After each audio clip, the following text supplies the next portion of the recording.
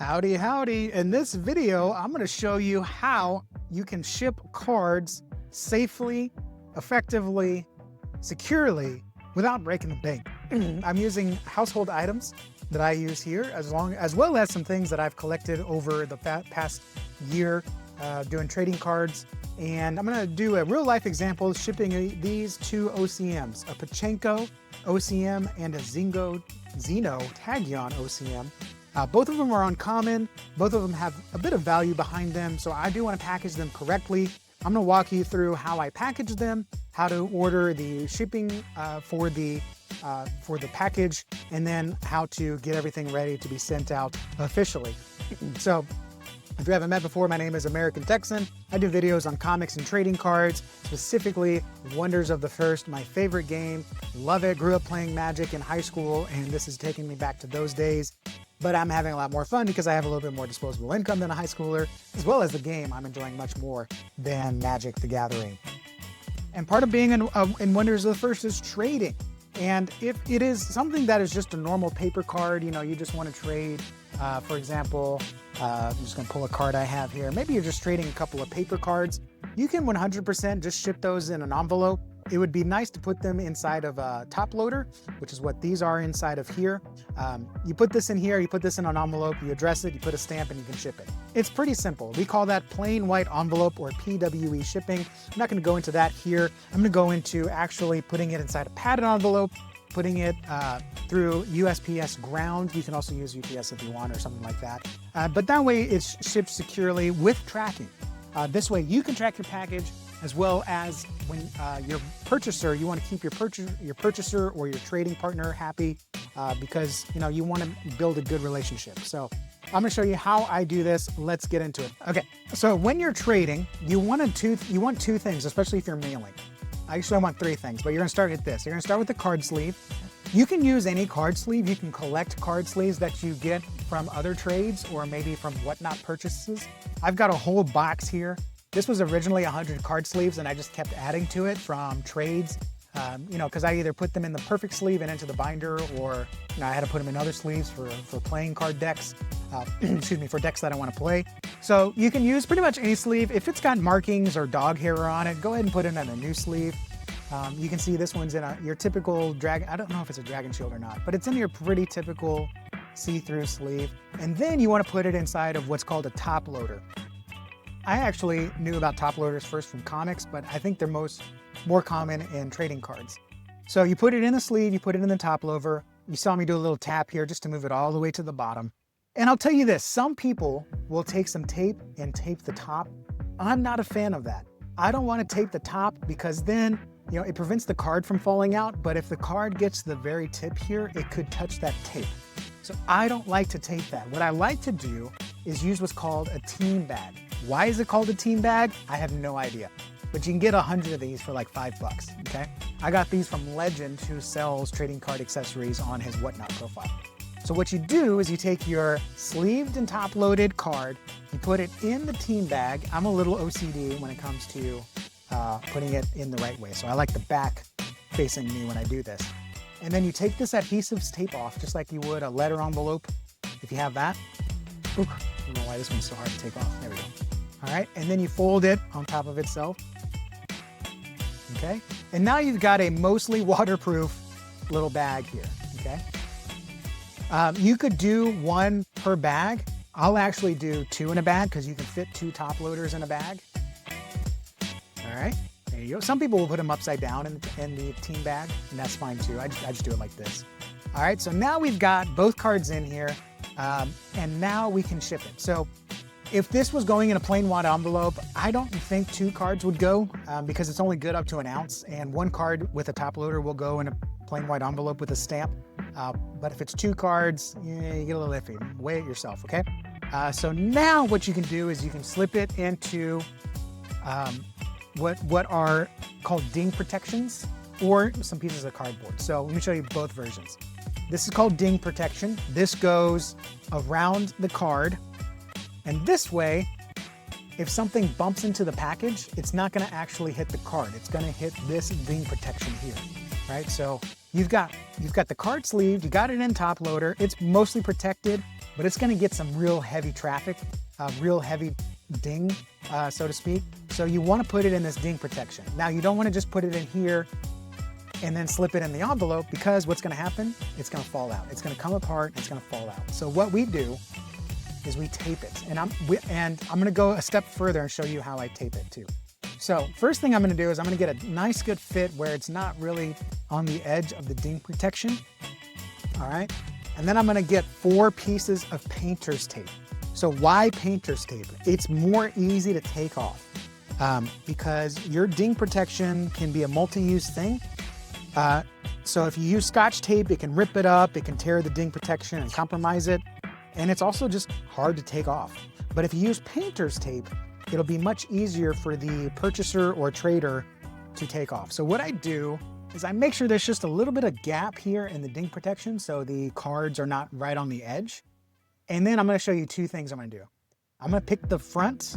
So I'm gonna say this is the front, and I'm gonna go to the back, but on the back, I'm gonna leave a little bit of a gap, and I'm gonna fold this in on its side, just a little bit.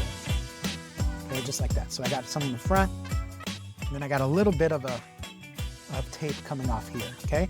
And you can do that putting it on like that, or I'll do the little fold here, just like that, okay? And then I'll put it on here. And I'll take care to make sure that all the little grabby parts are on the same side. Okay, and there we go. And then we'll do that again. Little fold. And then make sure there's still some gap there. Put this here. Exciting YouTubing, right? All right, and then we got a little bit of a fold back here. All right, and then one more. You want to make sure this is tight. You don't want to get it too loose, okay? And this one, I'll just go ahead and do like this. And I'll do the fold here. And if you haven't been able to tell, I'll show you why I do this. This one won't be as much, okay? So now we've got some ding protection, okay? It's taped up. Cards are not going to fall out of the ding protection. I do all 4 sides. And the reason I do a little bit of a thing here is because now Bill Cott, when he gets my cards, he can just grab this and pull it. He doesn't have to sit here and try to scrape it off or get, a knife and try to cut right there along the edge but not touch the cards. So this is, with some practice, this took me a couple minutes, but with some practice, you can knock it out in about 45 seconds. And this is extra. Not everyone does this. In fact, I'm the only person I know that does this. But I like this because it's just a little bit easier for the person that is receiving the cards. It's a nicer transaction for them. And it's easier for them to save the ding protection for next time, because these things are expensive. Most people will use cardboard cutouts like this. I'll use 1 ding protection and 1 cardboard cutout. I'll use 2 ding protections if I'm sending like a really expensive card. All right, and then additionally, you can also put it inside of a Ziploc bag. A lot of people will do that. I don't. I'm happy with this. Sleeve, top loaded, inside a team bag, inside a ding protection, and then you can slip it inside of your package. Now, the package I have here is a 6x9. It's a little big. If you can get a smaller package, that's fine. What I do is I'll slip it in and then I'll fold it in half. But what you want to do now is get the sticker on it, get the mailing sticker on it. If you have your own printer, you can get label paper. I get this one, and it is just the right size. And what I'm actually gonna do is I'm gonna make a fake label so you can see what that looks like. All right, so I had more fun with that than I planned to. So when you print out your own label, it's gonna come out like this. And do research on the label paper that you get. I'll put the label paper as well as all of the stuff that I use in the description. If you use it, it'll be an affiliate link and I get a little commission at no extra cost to you, but that's one of the perks of having a YouTube channel. And then you just want to carefully put this on, more carefully than I just did. It's easier to do when you're not on camera. All right, so I went ahead and got that fixed there. So a word of advice, 2 words of advice if you're printing your own labels. Number 1, when you print it, don't touch it for a few minutes. Let it print, let the ink sit there and dry, and then put it on. That way you can put it on and you can actually put it on. Now, when I put it on, I try to put it on in the middle, and I just kind of give it a pat where there isn't any ink, because I'm just paranoid of the ink smearing. Because even when I let it sit, the ink can still smear. And one time I even got a return because the barcode smeared and they couldn't register it, and they just sent it back to my house rather than looking at the address by hand. But number 2 is also check your printer settings. I actually have a label setting where it prints it and it actually holds it in the printer at a hot temperature so it dries the ink before it spits it out. Not all printers are going to have that, but mine does, and that also generates a little bit clearer of a picture. So when you print your UPS ground, it'll come inside a box if your label's too big, and that's fine. You can cut around it. I always just slap it on like this. And then what you're going to do is you're going to put your cards inside. If it's big enough, go ahead and put it in a Ziploc baggie just to give it a little extra protection. But you're going to slip it in, make sure it goes all the way to the bottom.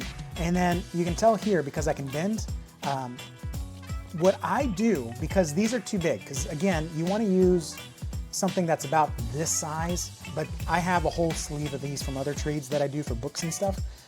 So, you know, this one is too big. What I do is I put the sticker on just like this, and then when I take the adhesive off, you could totally close it. Actually, let me show you. You can totally close it and ship it like this. But what I do for a little extra protection, and the mail person doesn't have any problem with it, is I will actually crease it where the cards are, and I will bring it up to right here, and then put it right below, seal it right below the barcode. And this way, it'll still say from, the address will still show here, and the barcode still shows here because this doesn't cover it. And now I've got a solid envelope here. And if you want, you could also just drop this inside of another mailer. I don't know why you would do that, but sometimes people do that for extra protection, right? And this way, when Bill Cott gets his mail, all he has to do is he can either rip it open from here, and you can see I'm gonna have to reuse, I'm not gonna use this envelope. And then he can open it up, and he can say, all right, here's my trade from American Texan. And hopefully he opens it up this way. So that way, I will put it in kind of like you put a gift card in backwards into the envelope.